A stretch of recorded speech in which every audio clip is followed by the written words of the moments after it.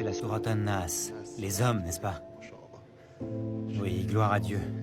C'est grandiose. C'est incroyable quand on y pense. Que ce Coran ait été écrit de la main de l'un des vénérés compagnons. Que Dieu soit satisfait d'eux. Il y a d'autres informations que l'on doit connaître au sujet de ce Saint Coran. Ce Coran pèse 80 kg. 80 kg, c'est très lourd. Oui, c'est très lourd. Et il fait combien de pages? 1087 feuillets. Combien? 1087 feuillets.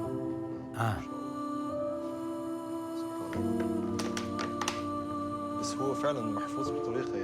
Franchement, la conservation est superbe. Il a plus de 1400 ans, c'est vraiment très très ancien. Si vieux et malgré cela, gloire à Dieu, on dirait qu'il a été écrit il y a à peine 100 ans. Dieu est grand. C'est merveilleux.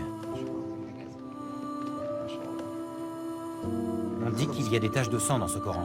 Je ne sais pas à quelle page elles se trouvent. Pourtant, elles existent bel et bien, mais j'ignore où.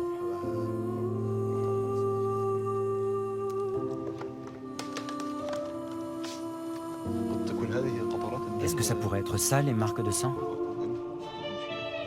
Elles existent bien, mais elles sont effacées. Vous voulez dire qu'elles ne sont pas visibles? Non, pas très visibles.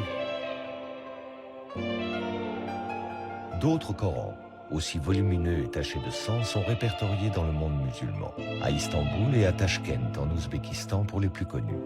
La légende qui les accompagne, en revanche, reflète bien une vérité historique attachée au Coran. Le règne d'Ousmane fut une longue crise. Après 10 années d'un pouvoir despotique, en l'an 656, il fut assassiné dans son palais de Médine, entouré de Corans, précise la tradition, expliquant ainsi les taches de sang califales sur les pages du texte sacré. Les révoltés auraient accusé Ousmane d'avoir imposé par la force sa seule version officielle du Coran. Le Coran, c'était plusieurs livres et toi tu les as réduits à un seul.